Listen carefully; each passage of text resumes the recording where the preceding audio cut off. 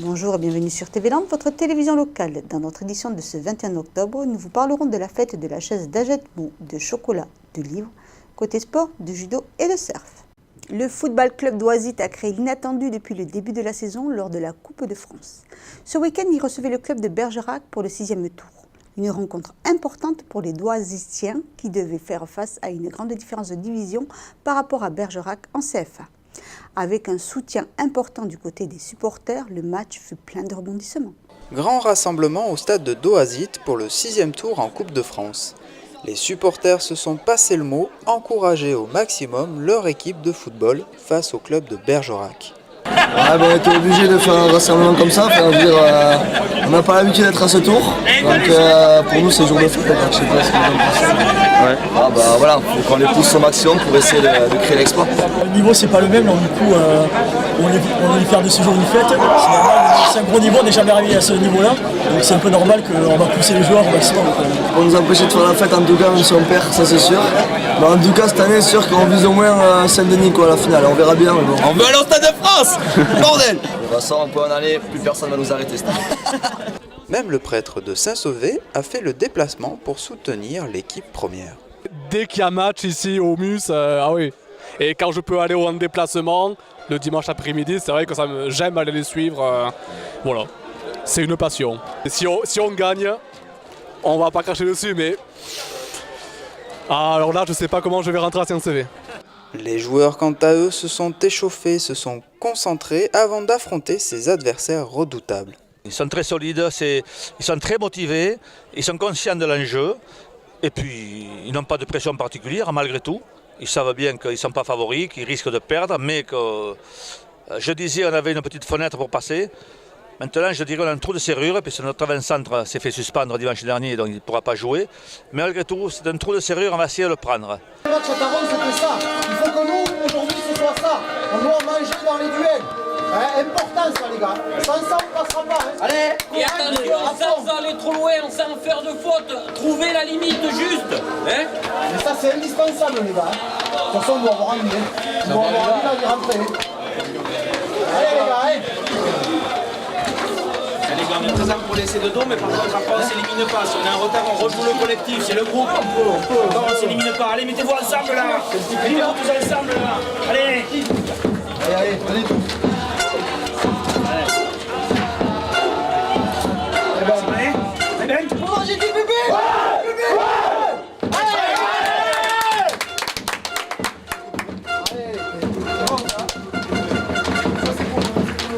Le coup de sifflet de l'arbitre et c'est parti pour 90 minutes.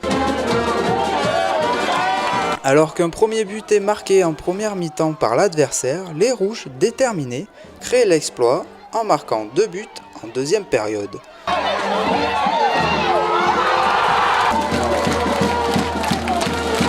Malheureusement, les Bleus égalisent avant la fin du match. Se poursuivent alors les prolongations. 30 minutes d'effort physique, peut-être de trop pour Doisite, qui perdent face aux Bergeracois 3 buts à 2. Si près d'une victoire, le réveil est alors brutal. Bon, ils nous ont dominés sur la densité physique, mais bon, ça on pouvait s'y attendre. La différence de niveau elle est quelque part. Ils ont joué long et joué les seconds ballons. On a souffert sur ça, sur les coups de pied arrêtés. Bon, on s'y attendait. Bon voilà, après on a répondu à nos arguments, on met 2 buts dans le jeu à une équipe de ce niveau-là, c'est pas négligeable, ça prouve aussi que c'est pas que de l'enthousiasme et des efforts physiques, on a aussi de la qualité football. Donc voilà, il faudra se servir de ça pour rebondir dans la saison parce que les lendemains, les proches là vont être difficiles parce qu'il va falloir la digérer. Le sentiment d'être passé aussi près va faire que ça va être encore plus dur. Bon voilà, alors là on est dans la frustration là en ce moment, bon voilà, après il faudra apprécier quand même ce qu'on a fait à sa juste valeur et rebondir parce qu'il faut que ça nous serve pour la suite parce qu'on a de belles choses à construire. Et avec la journée qu'on a vécue, avec le monde qu'il y a, ça restera un super souvenir, mais c'est vrai que là de suite c'est un peu difficile à digérer parce qu'on aurait pu faire un truc énorme, mais c'est déjà exceptionnel et on n'avait jamais vu ça ici, donc on le savourera même un peu plus tard. Fiers tout de même de leur parcours, Doisite devra désormais se tourner sur le prochain championnat. Oui, ben après il faut se remobiliser pour le championnat parce que bon, voilà, ce parcours en coupe définit quand même un potentiel qui existe. Maintenant il faut s'en servir pour construire sur la durée parce que c'est ça, hein, la différence entre la coupe est éphémère, c'est passé, c'est fini. Le championnat, il y a 19 journées, c'est long, il faut être présent tous les dimanches. Et c'est notre futur challenge parce que franchement, les garçons le méritent. Voilà, je leur dis, je ne cesse de leur dire. Et là, pour le coup, c'est confirmé par les résultats de la Coupe de France. Il faut qu'on se mobilise pour aller chercher un objectif élevé sans se mettre de pression, mais on a les moyens d'aller chercher quelque chose d'intéressant. Voilà. Les pachydermes sont revenus victorieuses de leur déplacement en Irak dans un match tendu. 3 essais sont venus récompenser leur engagement. Regardez.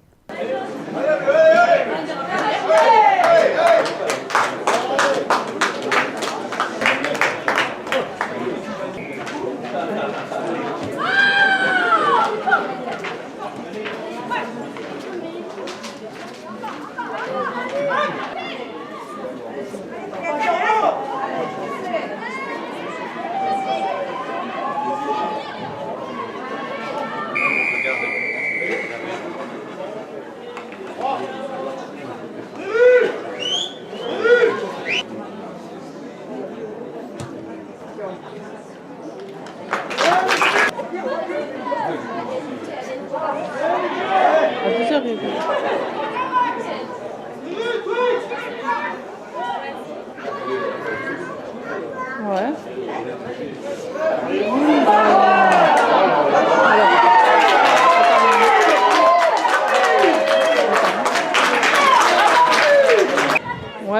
Bah ouais, bah voir quoi. Ouais. Allez, c'est une maison à étage. Bisous. Bisous. Ouais, le portail est ouvert normalement. Ouais, allez, bisous.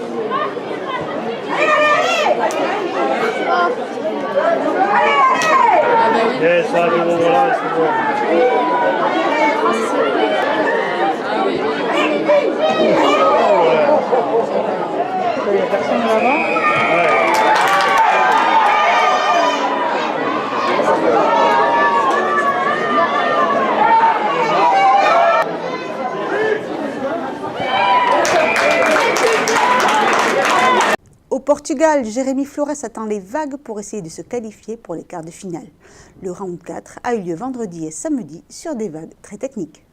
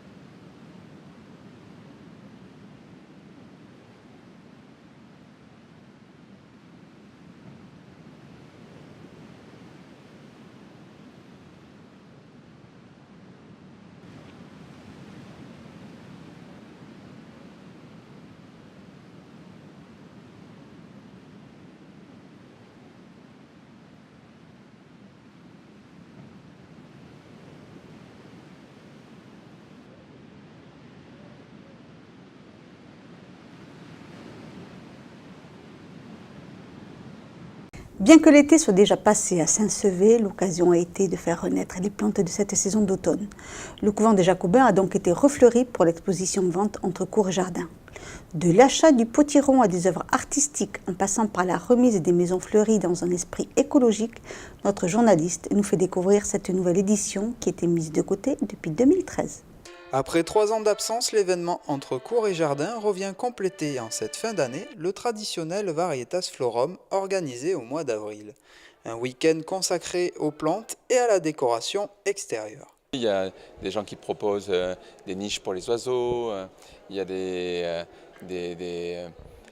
ferronniers, bref, on peut intégrer dans nos jardins une alliance entre les arts et la nature.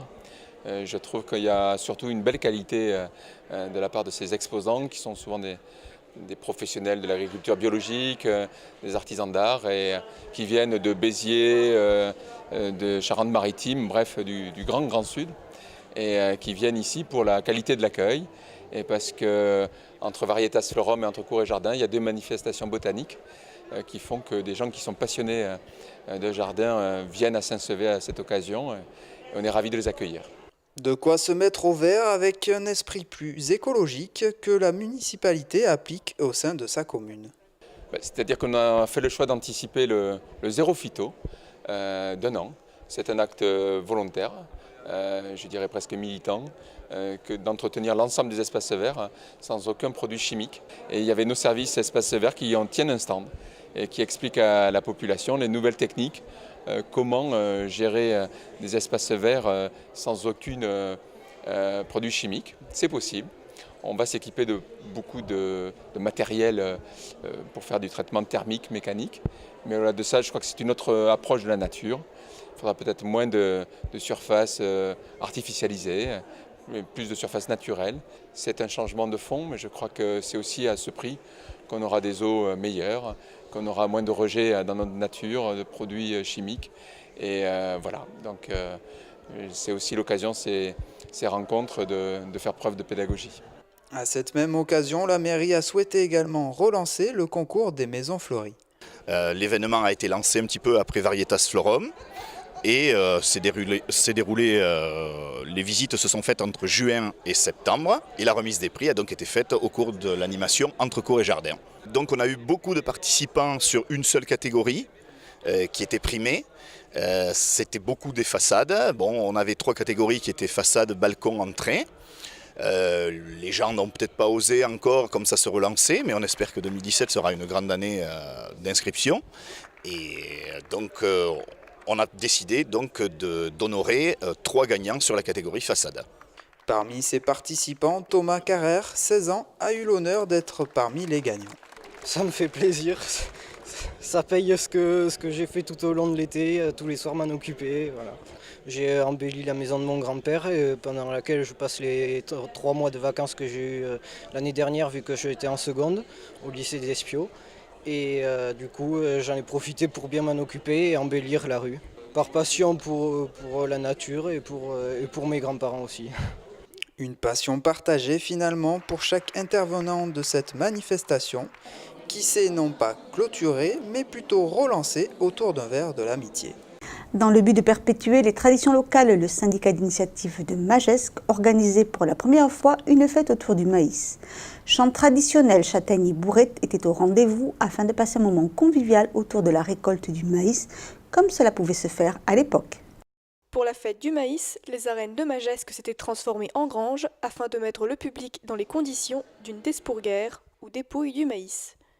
On avait pensé au maïs parce qu'effectivement, voilà, quoi de plus local ici que le maïs. L'idée c'était de voir aussi comment ça se faisait avant, notamment l'idée de se retrouver tous autour du maïs, de rendre une tâche à la base difficile pour le dépouiller, donc dans un moment agréable, donc en chanson.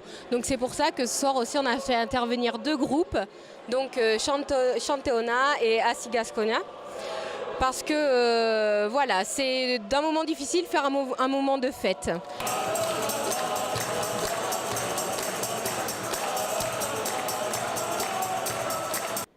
Vieux outils et techniques d'antan étaient au rendez-vous afin de faire revivre une moisson.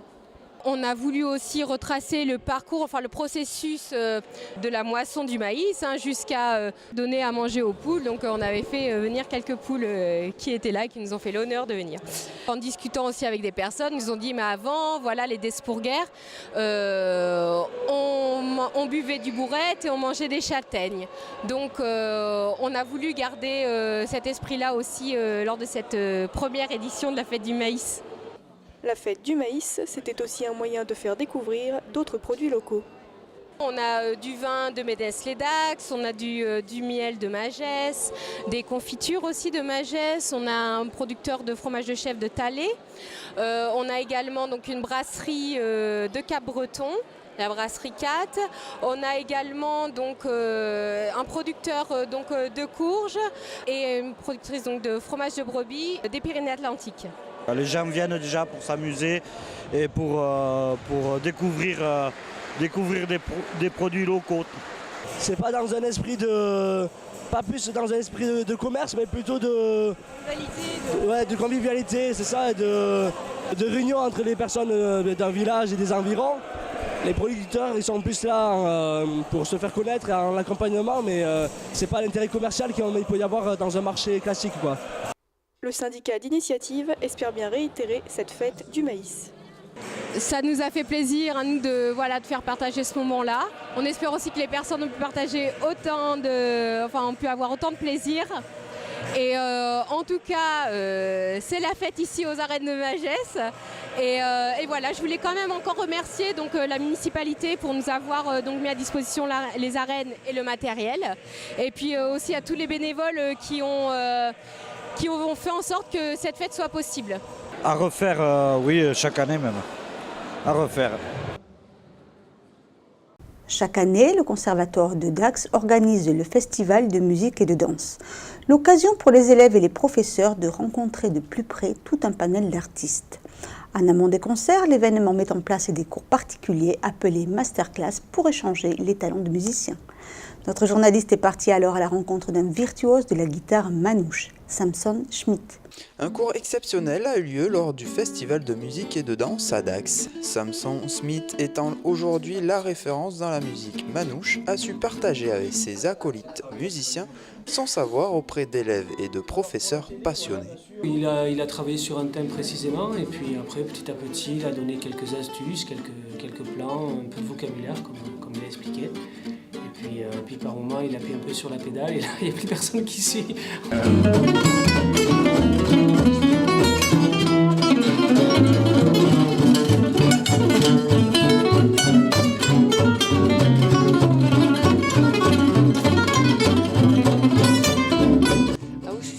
C'est dur, c'est une guitare qui est dure à jouer, mais c'est comme tout, ça se travaille. Même si on est complètement perdu pour un débutant, de prendre le peu qu'on arrive à attraper, de les écouter, de les observer. Et je pense que c'est la meilleure manière pour apprendre la musique et de la partager aussi. Et ce qui est bien aussi, c'est que c'est une musique qui peut se partager même quand on a des niveaux très différents. Je pense qu'ils ont un peu découvert comment on interprète le jazz manouche au niveau de la main droite, le style, la pensée, les gammes qu'on utilise. Bon, ils ont été ravis. Et sinon, pour ajouter la chose, voilà, chez nous, bon, les manouches, la musique, ça se transmet de père en fils. Bien sûr, voilà, mon père Dorado Schmidt, mon cousin Chavelo Schmidt, voilà, bon, ils ont grandi avec le grand-père, Vavi Schmidt, voilà, mon grand-père qui est plus de ce jour, que j'aime. Et voilà, la musique, ça se transmet comme ça.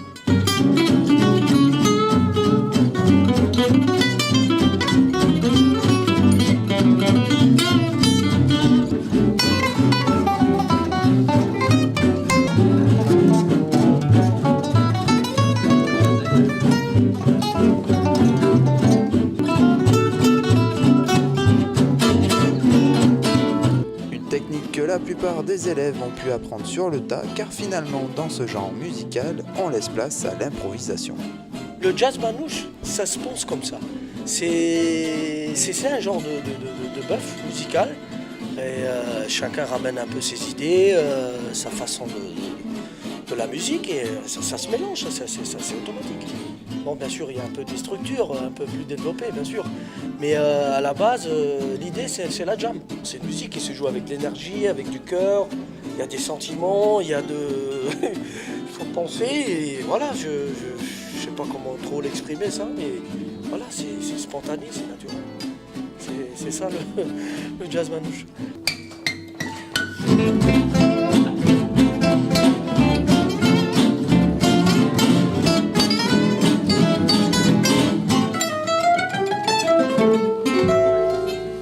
Que l'on soit amateur ou non, le jazz manouche reste avant tout un moment de partage dans une ambiance festive. Voilà, cette édition est maintenant terminée. Je vous remercie de l'avoir suivi. Je vous donne rendez-vous mercredi pour un nouveau journal de TV Land, votre télévision locale. En attendant, je vous souhaite de passer une bonne journée.